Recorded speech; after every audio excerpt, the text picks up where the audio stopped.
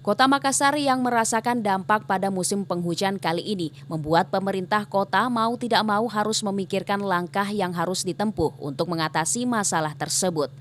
Selain dampak banjir, ada beberapa isu yang menjadi bahan pemikiran pemerintah kota yang beberapa waktu lalu dibahas dalam rapat koordinasi khusus 2023. Dalam rakorsus tersebut, diluncurkan program yaitu resiliensi dengan metaverse. Bagaimana tanggapan beberapa pejabat daerah Kota Makassar terkait program ini? Sangat menarik ya, karena ini memang kegiatan rutin pemerintah Kota Makassar.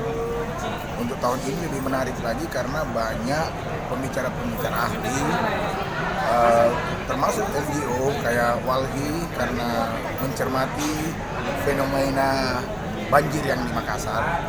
Saya kira Pak Wali dengan sangat baik mengajak kita berdiskusi, mencari solusi, apa penyebab dan bagaimana solusi menangani banjir di Kota Makassar. Rakorsus ini merupakan arahan dari Presiden. Resilience itu merupakan arahan Bapak Presiden pada saat rakor PB, rakor penanggulangan bencana, diharapkan ini menjadi pemahaman yang sama juga dengan SKPD.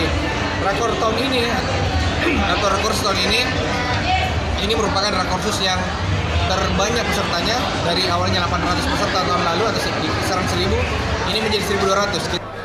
Dua tema yaitu Resilient City, bagaimana ketahanan Kota Makassar, entah itu dari aspek alam maupun non-alam. Kalau dari aspek alam kan kita tahu bersama ya, bencana alam, rob, dan seterusnya.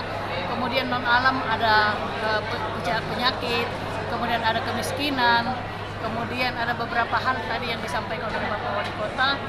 Dengan adanya program kerja dari pemerintah kota ini, maka diharapkan segala permasalahan yang dihadapi di tahun lalu segera dapat diselesaikan di tahun ini. Irfan P. Putra, Fajar TV dan Fajar Radio melaporkan.